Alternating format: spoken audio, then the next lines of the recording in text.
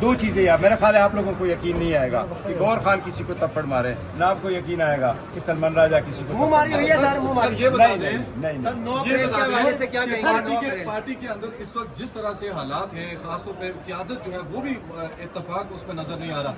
ایسے میں جو فواد چودھری جیسی آوازیں جو پہلے سے یہ کہہ رہے ہیں کہ سیاسی قیادت جو کہ 9 مئی سے پہلے کی سیاسی قیادت دیکھیں ان میں کو آپ کو موقع یہ دیا بتاؤں، جائے. یہ میں آپ کو بتاؤں، وہ جو بھی ہمارے بارے میں معروضات ریزرویشنز رکھتے ہیں، ریزرویشن رکھنے دیں. فواد چودھری سینئر پولیٹیشین تو رہا ہے نا.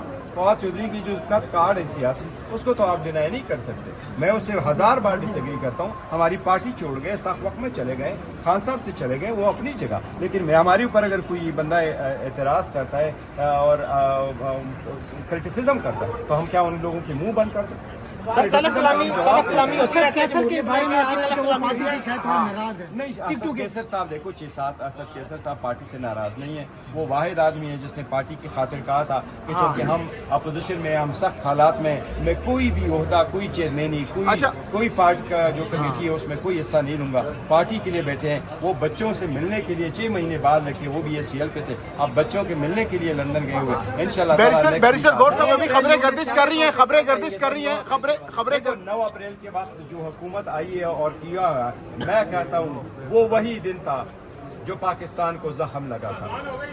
زخم پاکستان کو اس وقت لگا جب 9 اپریل کو